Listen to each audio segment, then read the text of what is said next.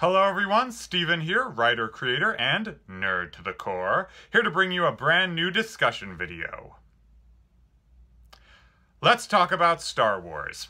Or better, let's talk Star Wars theories, because the direction the new trilogy seems to be going leads a lot to circulate around the internet, and nothing seems to draw more attention than the main character herself, Rey. Now, a lot of people already have their own theories concerning, say, who she is, where she comes from, how she's so damn powerful, lots of things like that. But I have to admit that for the longest time I didn't have a theory of my own to fall back on. That was, however, until a few months back, when someone proposed a question to me that helped me create a theory of my own. Now, before I go any further, I just want to say that as far as I know, none of this has been confirmed by either Lucasfilm or Disney, so there will be no Last Jedi spoilers here, and this is all purely speculation. However, with the film's release only a few months away, and rumors of a new trailer coming, even quicker than that, I just wanted to get my theories and ideas out there and see what my fellow Star Wars fans had to say. It's a video I've been wanting to make for a very long time, and I figure there's no better way to start it out than by proposing the very same question I was asked several months ago. What if she draws power directly from the dark side? I know that sounds a little bit crazy, but hear me out here. Rey is not related to Luke, Han, or Leia, but was rather a promising student brought to the Jedi Academy on Ahch-To at a very early age. Very similar to how Anakin was first introduced to the Jedi Council, but we'll get to that later on in this video. Several students ended up taking a liking to her, but none more so than the Master's own nephew, Ben Solo, the future Kylo Ren. He and the other students formed a close connection to her, but little did they know that whenever the girl would use the Force and thus tap into the dark side, whether by intention or not, she was essentially acting as a bridge and let that energy flow through her and connect to them as well. Essentially, she is radiating Sith energy. Maybe that's why they named her Rey.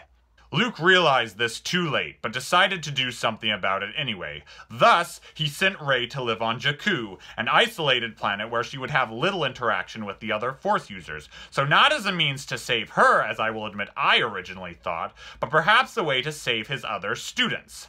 The downside to this, though, is the connection she had formed to Ben and his closer friends essentially broke and caused them to snap. Thus, they murdered the rest of their class and took on the name Knights of Ren.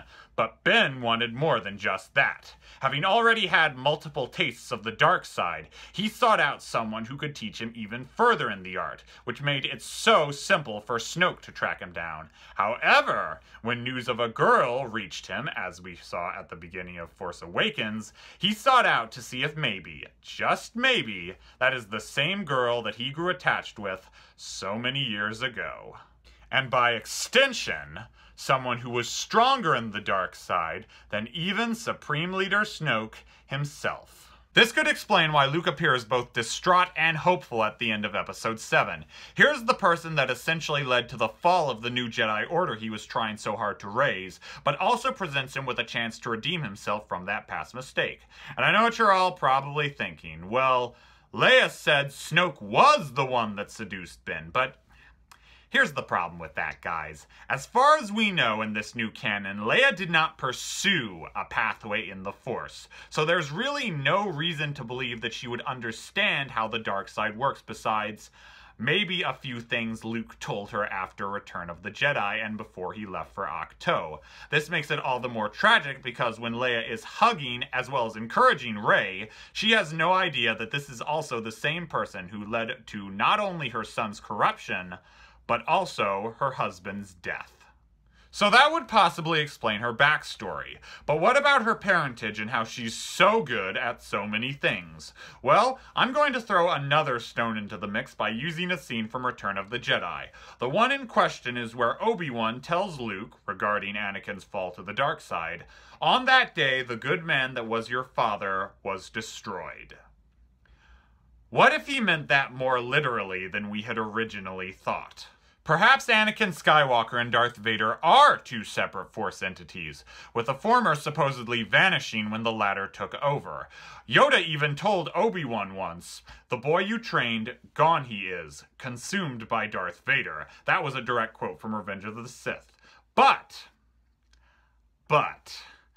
what if there were things about the Force that even the great Master Yoda did not understand? What if, perhaps, that because Anakin Skywalker's original body still survived inside the shell that was Darth Vader, his original spirit was also able to hold on until given a chance to retake that body, which he did at the end of Return of the Jedi. Because of this, he would have died at peace and became a Force ghost, while the entity that was Darth Vader no longer had a functioning body to connect to and was forced to leave entirely. Yet the spirit of such a powerful Sith Lord is not so easy to destroy, which is why after searching the galaxy for so long to find just the right host, the entity that was Darth Vader was reincarnated as a new fetus. This fetus would develop and eventually be born as Rey. This not only explains how she's such a great pilot, she can speak multiple languages, and is so very powerful in the Force, but it would also mirror the way Anakin was born almost to a T. I think this is fascinating because it gives a little more depth to the idea of the Force that the prequels created, while incorporating Asian spiritual beliefs that the original trilogy drew from so well. But hey, that's all just a theory. So those are my thoughts on who Rey is, where she comes from, and everything she's been through up until this point in the story. Could I be wrong? Absolutely. Perhaps the truth is nowhere close to what I've just said, but I feel like this idea both expands on the fantasy and mysticism of the Force, while at the same time tying all of our lead characters together much closer. Who knows? Perhaps it could surprise us all when Last Jedi hits theaters on December 15th. So that's all the time I have for now, but I want to ask you guys, both Star Wars fans and not, what did you think of this video? Do you think this idea is plausible, or is there some glaring piece of evidence that I've skipped over that completely kills it? Whatever you feel like, let me know in the comments below, because I'm actually considering making more videos like that. Until then, keep an eye out, and I will see you all next time.